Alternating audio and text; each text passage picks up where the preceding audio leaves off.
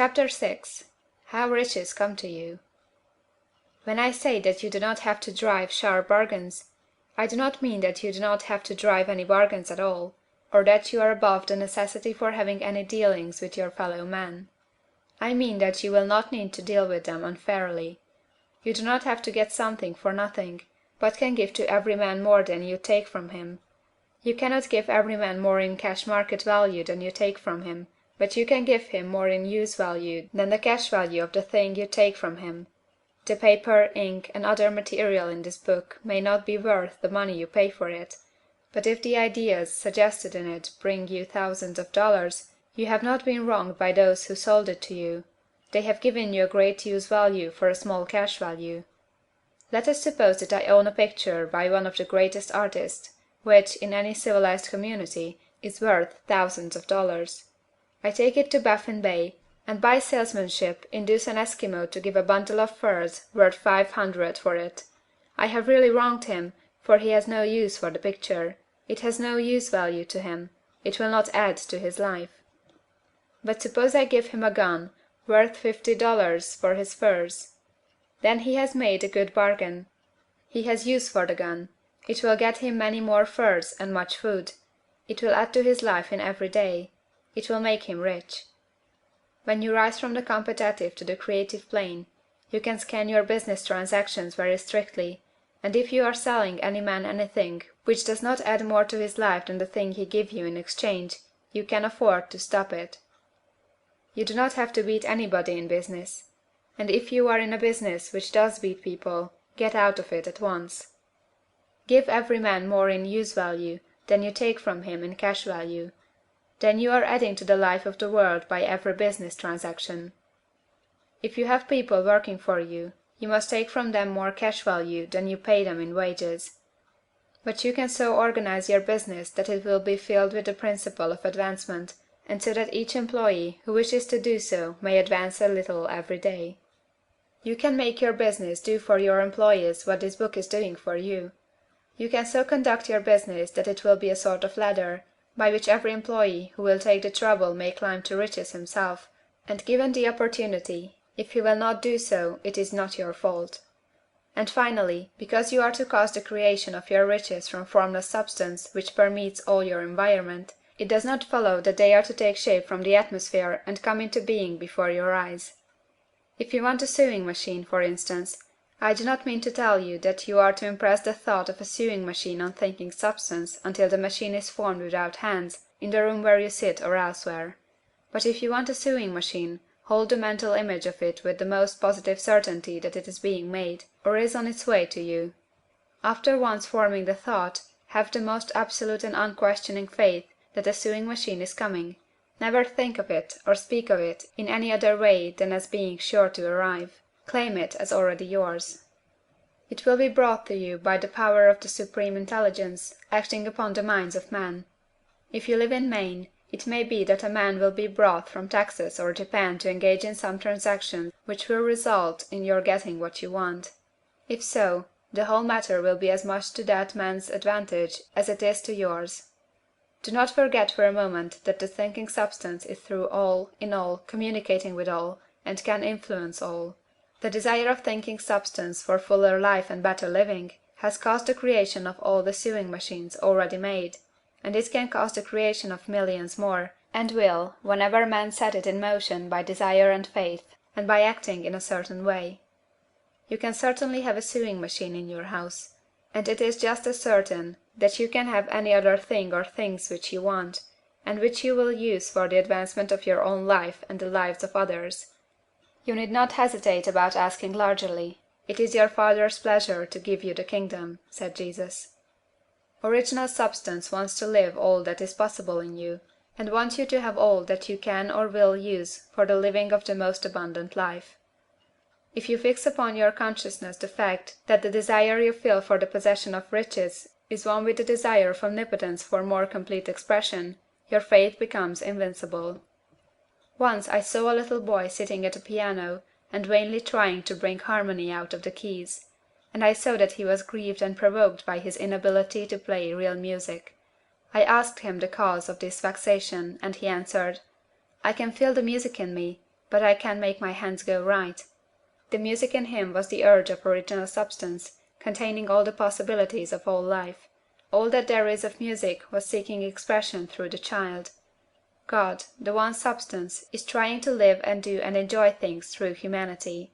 He is saying, I want hands to build wonderful structures, to play divine harmonies, to paint glorious pictures. I want feet to run my errands, eyes to see my beauties, tongues to tell mighty truths, and to sing marvelous songs, and so on. All that there is of possibility is seeking expression through man. God wants those who can play music to have pianos and every other instrument, and to have the means to cultivate their talents to the fullest extent. He wants those who can appreciate beauty to be able to surround themselves with beautiful things. He wants those who can discern the truth to have every opportunity to travel and observe. He wants those who can appreciate dress to be beautifully clothed, and those who can appreciate good food to be luxuriously fed. He wants all these things, because it is himself that enjoys and appreciates them. It is God who wants to play, and sing, and enjoy beauty, and proclaim truth, and wear fine clothes, and eat good foods. It is God that worketh in you to will and to do, said Paul. The desire you feel for riches is the infinite seeking to express himself in you, as he sought to find expression in the little boy at the piano. So you need not hesitate to ask largely. Your part is to focalize and express the desire to God. This is a difficult point with most people. They retain something of the old idea that poverty and self-sacrifice are pleasing to God. They look upon poverty as a part of the plan, a necessity of nature. They have the idea that God has finished his work, and made all that he can make, and that the majority of men must stay poor, because there is not enough to go around. They hold so much to this erroneous thought that they feel ashamed to ask for wealth. They try not to want more than a very modest competence, just enough to make them fairly comfortable. I recall now a case of one student who was told that he must get in mind a clear picture of the things he desired, so that the creative thought of them might be impressed on formless substance. He was a very poor man, living in a rented house, and having only what he earned from day to day, and he could not grasp the fact that all wealth was his. So, after thinking the matter over, he decided that he might reasonably ask for a new rug on the floor of his best room and an anthracite coal stove to heat the house during the cold winter. Following the instructions given in this book, he obtained these things in a few months, and then it dawned upon him that he had not asked enough. He went through the house in which he lived, and planned all the improvements he would like to make in it. He mentally added a bay window here, a room there, until it was complete in his mind as his ideal home, and then he planned its furnishings. Holding the whole picture in his mind, he began living in the certain way, and moving toward what he wanted, and he owns the house now, and is rebuilding it after the form of his mental image, and now, with still larger faith, he is going on to get greater things. It has been unto him according to his faith, and it is so with you and with all of us. End of chapter 6. Chapter 7. Gratitude. The illustrations given in the last chapter will have conveyed to the reader the fact that the first step toward getting rich is to convey the idea of your wants to the formless substance. This is true, and you will see that in order to do so, it becomes necessary to relate yourself to the formless intelligence in a harmonious way. To secure this harmonious relation is a matter of such primary and vital importance that I shall give some space to its discussion here, and give you instructions which, if you will follow them, will be certain to bring you into perfect unity of mind with God. The whole process of mental adjustment and atonement can be summed up in one word: gratitude. First, you believe that there is one intelligent substance, from which all things proceed. Second, you believe that this substance gives you everything you desire. And third, you relate yourself to it by a feeling of deep and profound gratitude. Many people who order their lives rightly in all other ways are kept in poverty by their lack of gratitude. Having received one gift from God, they cut the wires which connect them with him by failing to make acknowledgment. It is easy to understand that the nearer we live to the source of wealth, the more wealth we shall receive.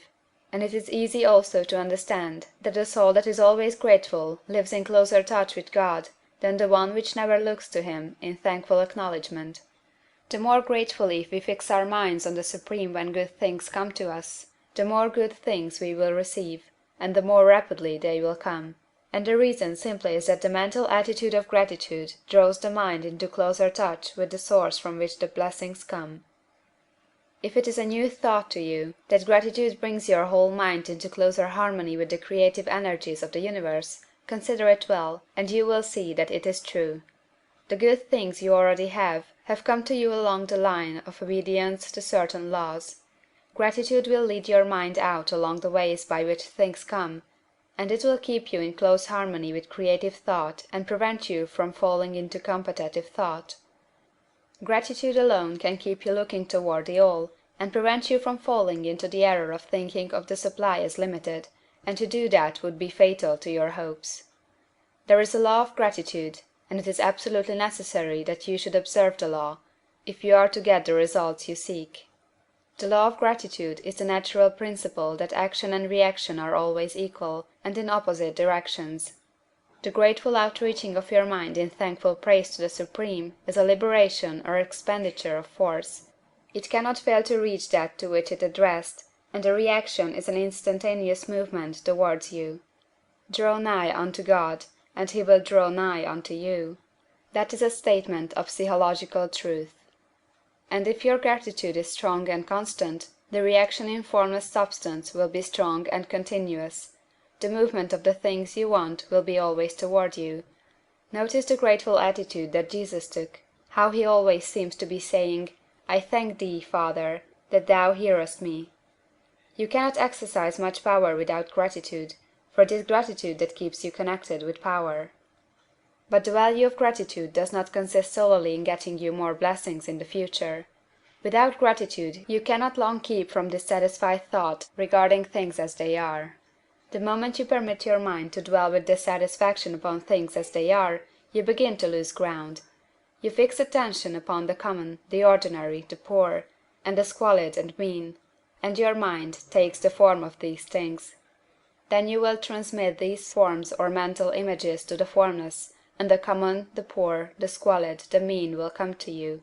To permit your mind to dwell upon the inferior is to become inferior and to surround yourself with inferior things. On the other hand, to fix your attention on the best is to surround yourself with the best, and to become the best. The creative power within us makes us into the image of that to which we give our attention. We are thinking substance, and thinking substance always takes the form of that to which it thinks about. The grateful mind is constantly fixed upon the best, therefore it tends to become the best. It takes the form or character of the best, and will receive the best. Also, faith is born of gratitude. The grateful mind continually expects good things, and expectation becomes faith.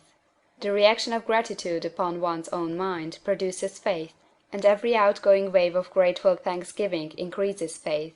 He who has no feeling of gratitude cannot long retain a living faith, and without a living faith you cannot get rich by the creative method, as we shall see in the following chapters. It is necessary, then, to cultivate the habit of being grateful for every good thing that comes to you, and to give thanks continuously. And because all things have contributed to your advancement, you should include all things in your gratitude. Do not waste time thinking or talking about the shortcomings or wrong actions of plutocrats or trust magnates. Their organization of the world has made your opportunity. All you get really comes to you because of them. Do not rage against corrupt politicians. If it were not for politicians, we should fall into anarchy, and your opportunity would be greatly lessened. God has worked a long time and very patiently to bring us up to where we are in industry and government, and he is going right on with his work. There is not the least doubt that he will do away the plutocrats, trust magnates, captains of industry, and politicians as soon as they can be spared. But in the meantime, behold, they are all very good. Remember that they are all helping to arrange the lines of transmission along which your riches will come to you, and be grateful to them all. This will bring you into harmonious relations with the good in everything, and the good in everything will move toward you. End of chapter 7.